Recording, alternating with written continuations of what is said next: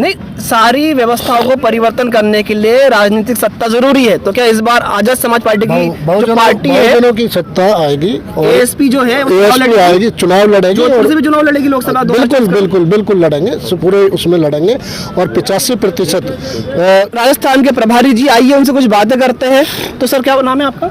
सतपाल चौधरी, प्रदेश प्रभारी आजाद समाज पार्टी। सतपाल जी, आज का जो चंद्रशेखर जी का कार्यक्रम रखा गया है, सामाजिक न्याय जो सम्मेलन है, इसके बारे में कुछ बताइए। ये चौथा न्याय सामाजिक न्याय सम्मेलन है। इससे पहले जोधपुर में चौथा है कि राजस्थान में चौथा है?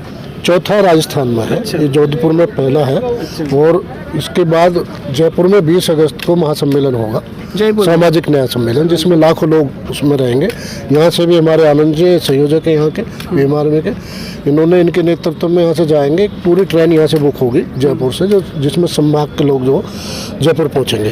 तो ये सत्ता परिवर्तन की लड़ाई है और जिस तरह से जिस तेजी से SC ST और OBC के लोग इकट्ठा हो रहे हैं और खासकर कांग्रेस के शासन में जिस तरह से एट्रोसिटी की घटनाएं हो रही हैं, हमारे लोगों को मारा जा रहा है, उनकी हत्याएं की जा रही हैं, जो और बहन बेटियों के साथ में बलात्कार की घटनाएं हो रही हैं, उन सब चीज़ों को आज़ाद समाज पार्टी मुद्दा बनाएगी और भाई चंद्रशेखर आज़ाद लगातार राजस्थान और मध्य प्रदेश में फोकस करेंगे ताकि हम यहाँ SC ST और OBC के लोगों की सरकार बना सकें। मैं आपसे एक बात पूछना चाहता हूँ कि पूरे देश के हिसाब से राजस्थान में सबसे ज़्यादा एट्रोसिटीज़ होती है SC ST के ऊपर।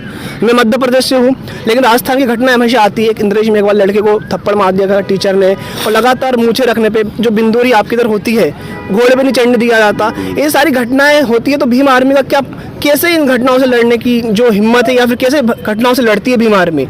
देखिए, 100 से ज़्यादा मुकदमे भाई चंद्रशेखर आज़ाद पर, और वो स्थानीय भीम आर्मी से लड़ती है। वो सारे मुकदमे इस तरह की जो एट्रोसिटी की घटनाएं हुई हैं, जो सामाजिक अन्याय हुआ SC ST और OBC के लोगों के साथ में, उसी के मद्देनजर जो संघर्ष हुआ, लड़ाई हुई, उसी के कारण मुकदमे हैं। चाहे इंद्र मेघवाल है, या जितेंद्र मेघवाल, ओम प्रकाश रेगा, हर्षदपति वाल्मीकि, कार्तिक भील, पूजा भील, तमाम जो SC ST के लोगों के साथ में यहाँ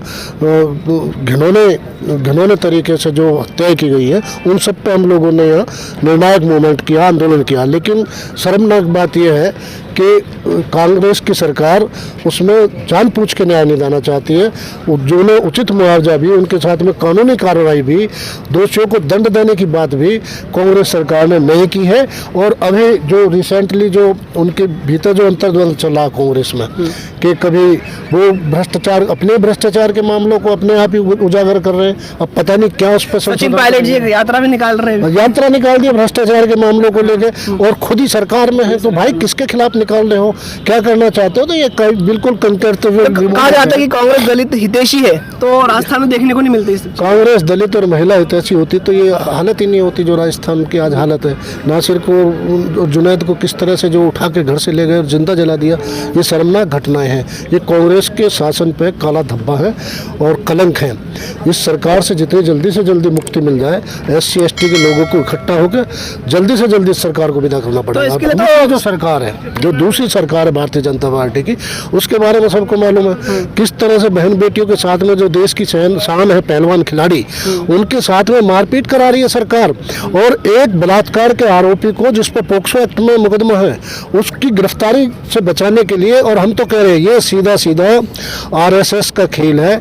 जो लोग बताते हैं कि ये अकेला बलात्कार के मामलों में, और जो माइनर लड़कियां हैं उनके साथ यौन शोषण के मामले में अकेला शामिल नहीं है, बल्कि ये बताया जाता है कि ये इसके स्कूल है, लड़कियों के स्कूल नाम पर, शिक्षा के नाम पर स्कूल खुले हुए हैं, जिसका बाजारीकरण करता है शिक्षा का, और उसके साथ साथ लड़कियों का यौन शोषण। ब्रजभूषण सिंह पे जो बहुत गंभीर आरोप लगा रहे हैं, ब्रजभूषण सिंह RSS के लोगों से भी लड़कियों का यौन शोषण करवाता है, ये आरोप मैं लगा रहा हूँ। और यही कारण है कि उसकी अब तक गिरफ्तारी नहीं हुई है, नहीं तो कोई कारण नहीं है।